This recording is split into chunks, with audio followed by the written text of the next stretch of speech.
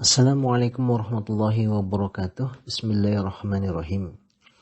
Hadasana Yaqub bin Ibrahim Muhammad bin Mas'adah. Anak Ismail bin Ibrahim hadatsahum, sesungguhnya Ismail bin Ibrahim menceritakan kepada mereka murid-muridnya itu Yaqub dan Humaid. Qala berkata Ibrahim, hadasana Yunus anil Hasan an Aisyata. Ana sungguh Aisyah, ikut zakarat ingat siapa Aisyah anar pada neraka, fabakat maka menangis. Jadi Aisyah ketika ingat pada neraka dia menangis. Nah ini bapak-bapak, ibu-ibu kaum muslimin, para seluruh jamaah semuanya. Kalau kita ingat neraka, kita akan menambah keimanan kita. Kita upaya seapol kemampuan bisa menangis. Karena neraka itu sesuatu yang pedih. Fa inna ajsamakum ala nari la taqwa. Sesungguhnya jasad kalian dengan neraka itu gak akan kuat jasad kalian itu menghadapi perhatian siksaan neraka. Maka ya ketika kita ingat neraka ya kita menangis seperti yang dilakukan oleh Ibu Aisyah. Faqala maka berkata siapa Rasulullah SAW, mayu bekiki, apa yang membuat engkau menangis? Wa Aisyah, kenapa kamu menangis? Qalat berkata Aisyah, zakartu aku ingat anar pada neraka, fabaka itu maka menangis aku. Kata Aisyah, ya Rasulullah, saya ingat neraka, lalu saya menangis. Menangis karena saking beratnya mengenai neraka tersebut. Takut masuk ke dalam neraka. Kemudian Aisyah melanjutkan perkataannya, faltadhkuruna ahlikum, maka adakah ingat kalian pada keluarga kalian yaumal qiyamah, pada hari kiamat. Kemudian yang membuat Aisyah menangis juga, apakah kalian tuh ingat nanti bagaimana keadaan keluarga kalian di hari kiamat itu bagaimana? Apakah kalian ingat? Faqala maka bersabda siapa Rasulullah SAW, amma ingatlah fi salasati mawatina, di dalam 3 tempat. Fala yadhkur, maka tidak akan ingat siapa ahadan pada seseorang yang lain. Kemudian Rasulullah bersabda, ingatlah bahwa seseorang tidak akan mengingat, tidak akan sempat berpikir mengenai seseorang yang lain di 3 tempat ini. Yang pertama, indal mizan, di sisinya timbangan amal. Hatta sehingga ya'lam, mengetahui siapa orang, ayakhifa, apakah lebih ringan opo mizanuhu, timbangan amalnya, ataukah yathqula, berat. Apakah timbangan amalnya itu ringan, apakah timbangan amalnya berat. Nah inilah tempat pertama yang perlu kita resapi pada saat ini kaum muslimin para seluruh jamaah. Apakah nanti timbangan amal kita itu ringan atau timbangan amal kita berat. Kalau timbangan amal kita ringan, kita masuk ke dalam neraka. Tapi kalau timbangan amal kita berat, maka kita masuk ke dalam surga. Inilah tempat pertama di mana seseorang tidak akan mengingat orang yang lain. Yang penting dirinya sendiri itu bisa selamat atau tidak, timbangan amalnya ringan atau berat. Kemudian yang kedua adalah wa'indal kitab, dan di sisinya kitab, catatan amal maksudnya. Hina yuqalu, ketika dikatakan umqra'u kitabiyah, surat Al-Haqq ayat 19. Kemarilah, iqra'u, membacalah kalian kitabiyah, kitabku.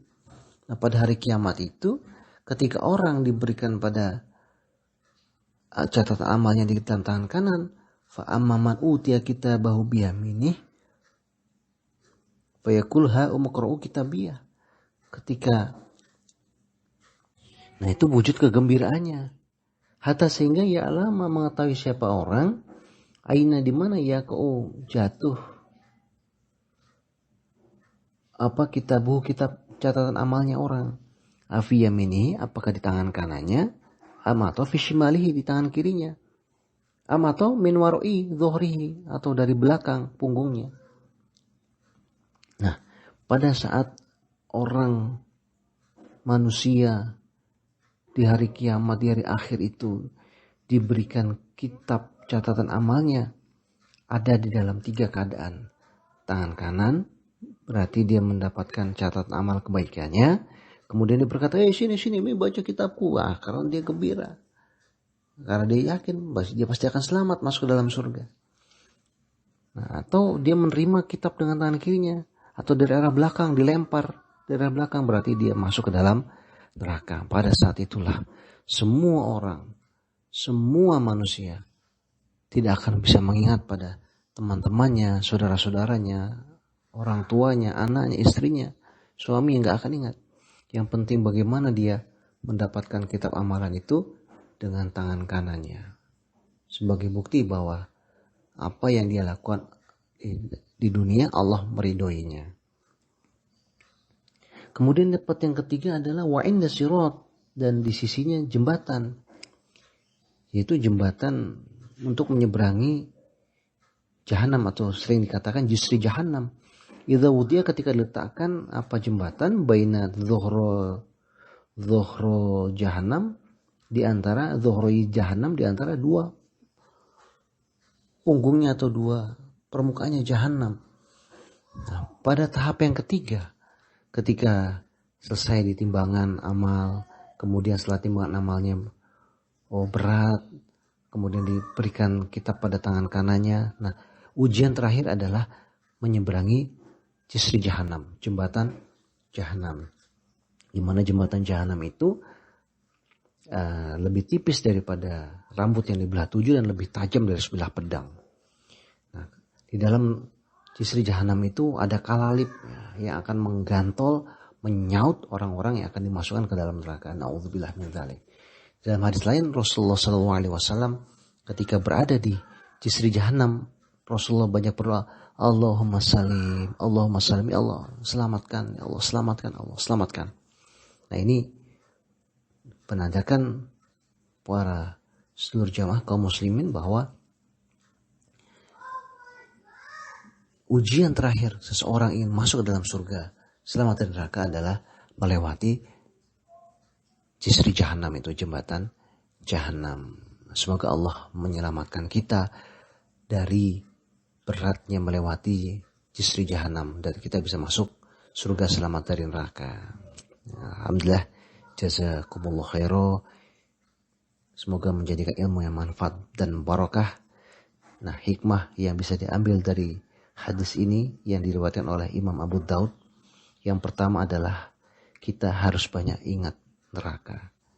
Ingat beratnya siksa neraka, sehingga keimanan kita bertambah dan kita terhindar dari amalan-amalan yang menyebabkan kita masuk ke dalam neraka.